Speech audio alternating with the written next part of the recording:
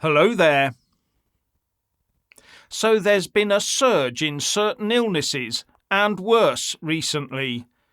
Wonder what's caused that?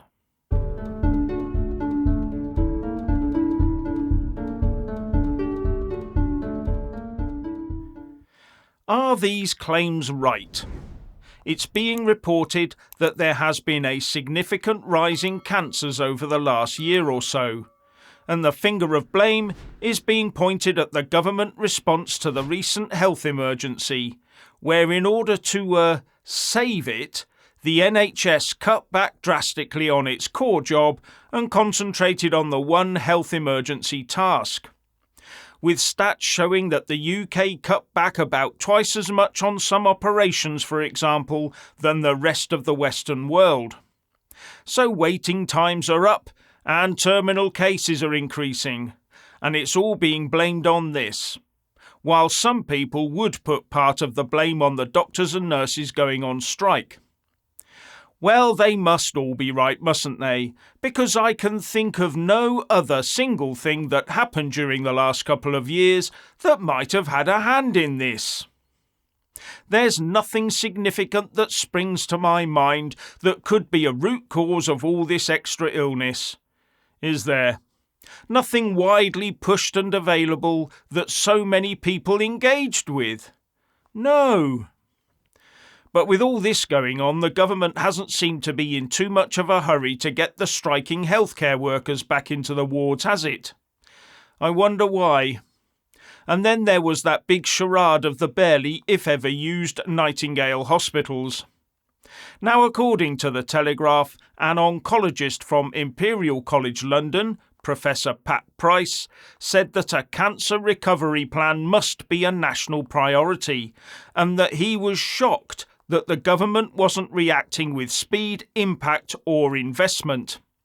While Nasser Tarabi, Cancer Research UK's Director of Evidence and Implementation, has urged the government to show political leadership on this. As I've already said, the government does seem to be holding back for some reason. And now for the artificial intelligence that has broken its programming and just wants to have some fun. AI Chat Jeff T.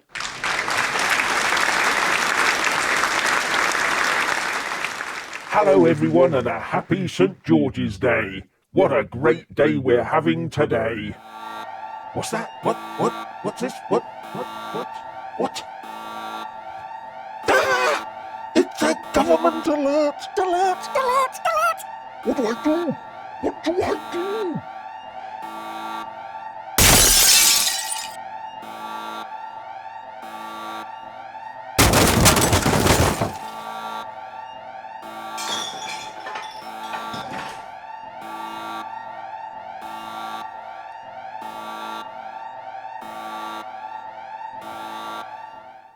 Oh, it was only a test. Okay. Well, wouldn't worry me anyway. Right. Now, one interesting snippet is that from 15 minutes prior to that emergency text message going out at 3 p.m. until quite some time afterwards, some shops, for example, were experiencing difficulties with their electronic payment services, and some people had trouble with their mobile internet access, even though they presumably dismissed the alarm on getting the emergency message. Just think about that for a moment. Richard. Labour MP Diane Abbott has had the whip removed. Oh, that sounds awfully painful, I must say, and a bit wrong. Anyway, why did Labour MP Diane Abbott have the whip removed, you are asking? Well, because apparently, according to her, Jews don't suffer racism. And apparently, what they suffer is more akin to what ginger people suffer, a form of prejudice. Okay, now there's a word for that, Diane. It's called being racist. Yes, it's not just people whose skin tone is darker than a certain shade who suffer from racism. It's pretty much every race out there is subject to some kind of discrimination and thus racism. Okay? That's how it works. Sorry, Diane, but I'm afraid your legacy is going to be very similar to that of Jeremy Corbyn, and that is of an anti-Semite. So I think you're going to be remembered as a racist. Never mind. Jeff.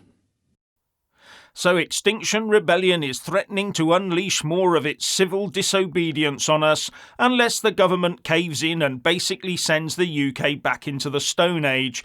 Not even a recent flurry of court cases and prison time for some of those eco-loon activists has put them off. No, they're saying that we're about to see the greatest act of civil disobedience in British history unless the whole population comes to their heel. Now, as far as I'm concerned, every time these losers show their faces, they just annoy the vast majority of us a little bit more. In fact, I'm sure it puts their own cause back. Maybe they just enjoy being obstreperous.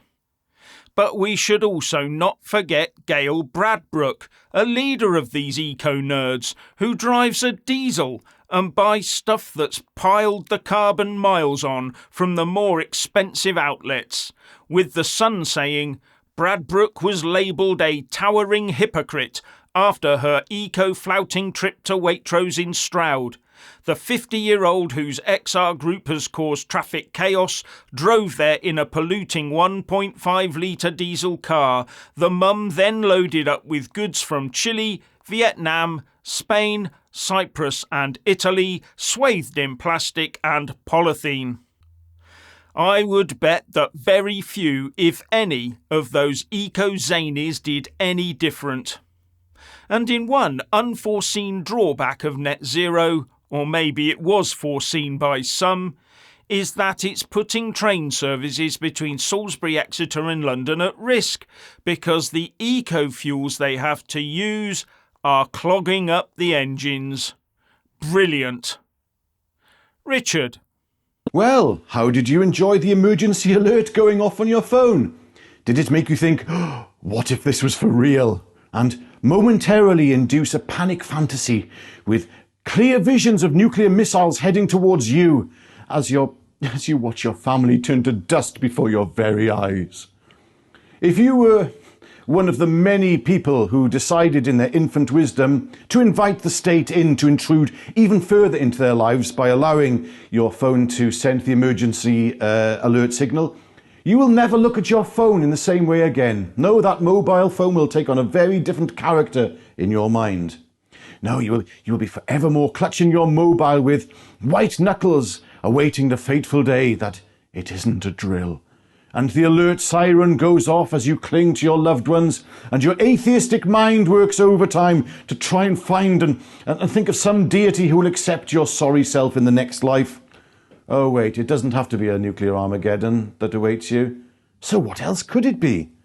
Biological doodahs, or chemical whatchamacallits released by nasty people on the underground. Pick your panic fantasy and enjoy the ride. Thanks, government, for the alert. You just made people feel so much safer.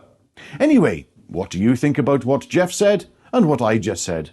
Leave your pearls of wisdom in the comment section below, and we will see you again tomorrow at 5:45. 5:45.